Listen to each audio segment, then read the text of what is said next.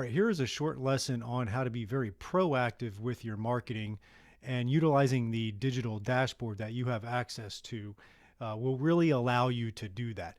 And so, whether it is in your content marketing strategy or in your community outreach, you want to be proactive to really make sure this is happening in your practice versus just being reactive and hoping that it happens, or trying to do it on the fly. And so, we've got 4 particular tools in the dashboard we're going to cover briefly today: the marketing planner, the indicator scorecard, okay, the events calendar right there, and then the editorial calendar as well.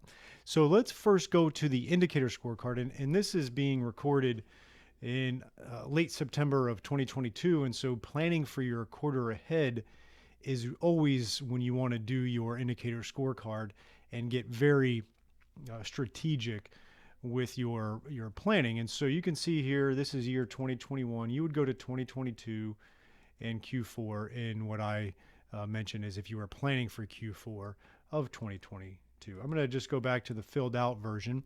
And what you're doing here is setting your trailing indicators. There's a whole lesson on the indicator scorecard in the Academy and in here under your resources tab. But you want to set your goals for new patients, office visits. It could be reactivations. It could be new personal injury clients, Google reviews, MD referrals, and revenue. Right? It could be some of those, all those. You could have even more. But you want to set your realistic goals on doing that. And then you need to set the leading indicators. The leading indicators, when you do those, will improve the trailing indicators. So if I want, I'm going to give a couple examples here. If I want 2 MD referrals per week, I need to be doing MD meetings. So I'm going to set a goal accordingly of, say, 4 per month. And then over here, you would, as you go along after each week, track what you've actually done, right? If you want to increase your new patients to 30 per month, and let's say you're at 25, averaging 25 a month, so you're trying to get 5 more, a few of these things up here would help, right? Shooting 4 videos per month would be great. Running maybe Facebook ads or doing some events, right? And so those are the things you're going to want to set as a plan to accomplish. And I got a bunch of examples right here. All right. So you want to first, to be very proactive in your quarterly planning, is to set your indicator scorecard. Okay. Second, we're going to go to the events calendar, right? And now in here, you can plan out your events ahead of time. I have a Google calendar, not a Google calendar, sorry, a Google Tasks that says networking and community outreach. And I just add a bunch of topics in there. And then once, like it might say, schedule a meeting with personal trainer at the gym down the street, right? And then I would actually try to have that happen and set it up. And so I'm going to let's go to October for a Q. And I'm going to say meeting with personal trainer, right? And we're going to do the 3rd there, October at 2:15 p.m. And let's just say it ends at 3:15 p.m. And the point person is, I'm going to say myself, and the event details is meeting at, let's just do a common one.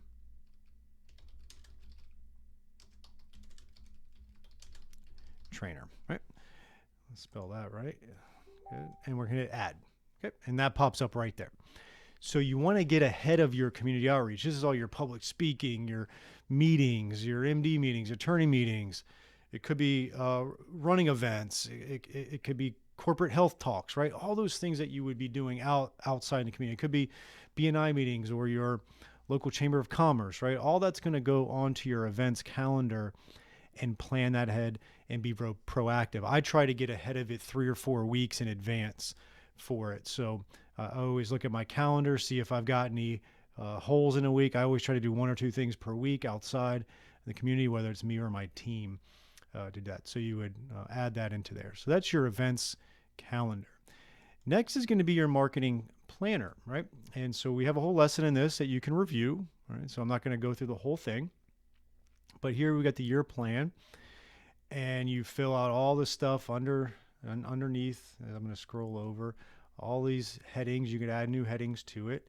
But then you're going to go to Q4 and you're going to drag and drop, right? So if you want to do I already have it there, but you can see how it can drag and drop. If you want to do a headaches campaign in October, we can do that.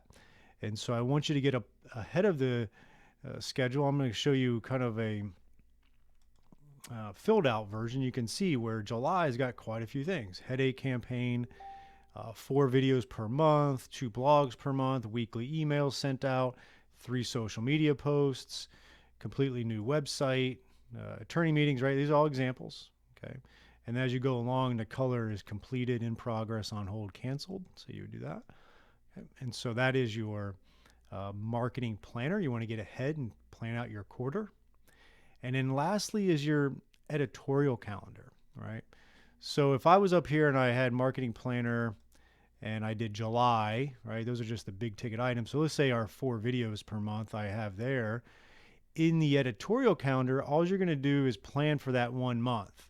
So if you're doing this in September and you plan out Q4, I just want you to do the editorial calendar for October, right?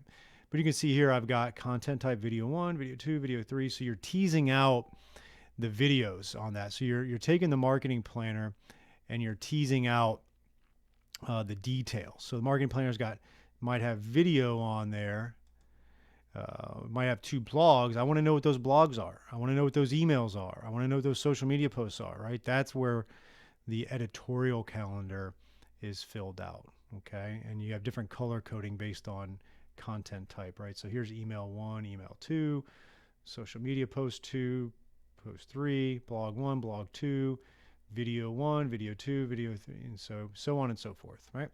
I'm going to hit edit just so you can see where you would fill out the details and color coding, all right? This shouldn't take you long, right? Like to set your indicator scorecard might take you 30 minutes. To do your events calendar might take you another 15 minutes, and then use this as you go along, okay?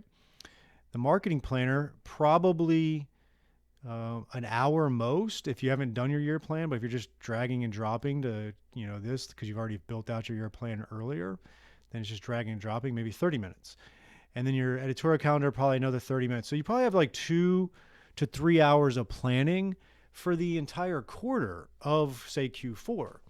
And then in December, you would do the same thing for the next quarter, right? So we're not talking about a ton of time, and you sit down, put a little bit of thought into it, and now you actually have a documented marketing plan that'll help grow your practice, and you'll stay proactive instead of reactive.